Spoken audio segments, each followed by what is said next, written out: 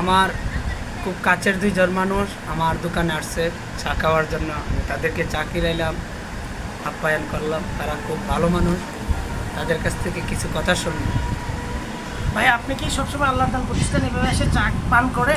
না, সবসময় আসি না, আমি আসি, প্রায়ই আসা হয় না? পায়ে আসি। ঈদের পরে এখন চালু হয়েছে আবার আল্লাহ দান প্রতিষ্ঠান, এতদিন বদ্ধ ছিল। আর অনেক ভালো, অনেক ভালো। তা আমিও মাল নিচ্ছি এখান থেকে, গাড়ি টাড়ি যা কিছু দরকার আছে আপনার এখান থেকে নেবেন, সুলভ মূল্যে আপনাকে দেওয়া হবে।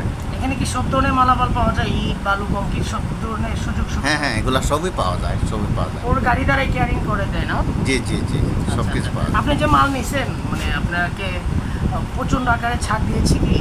হ্যাঁ, অবশ্যই অবশ্যই।